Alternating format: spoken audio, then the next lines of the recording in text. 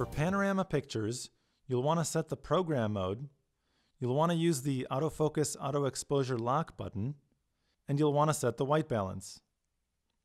Let's get started by setting the program mode. Turn your mode dial to P. This will give you access to the functions you need. To set the autofocus auto exposure lock button properly, let's go into the menu. Press the main menu button right here. Move over to the custom menu. Go to the left, then go down, and go to the right to enter this menu. And go down until you get to autofocus auto exposure lock. Right now it's currently set to auto exposure only. Press to the right and go down so it's autofocus and auto exposure. Press set. And you want to make sure that the autofocus auto exposure lock hold is set to on. Go ahead and press set to exit the menu. And now let's set the white balance. Press the WB button right here and set the appropriate white balance. If the sun is out, go ahead and set this to daylight. If it's a cloudy day, or if you want to warm up the tones in the image a little bit, choose either cloudy or shade. I'll choose daylight and then press set.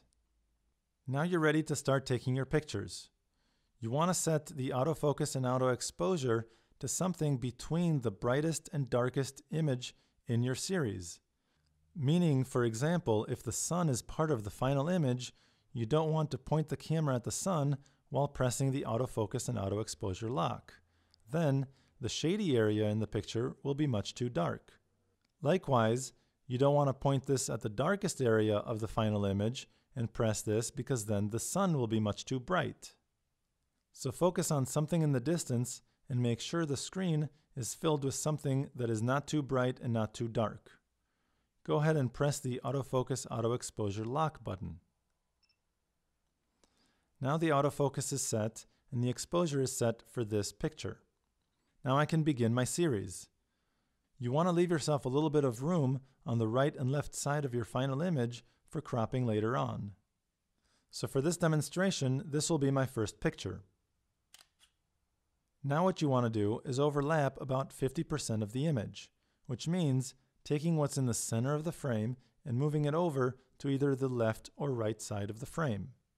Now I'm ready to take the second shot. Keep panning and taking pictures until you have all the images in the series.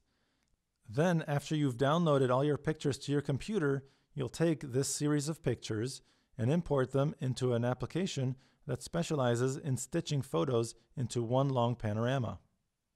Remember, you can pan in any direction you want, side to side or up and down. You can even take a few pictures in a matrix pattern to end up with one final high-resolution image.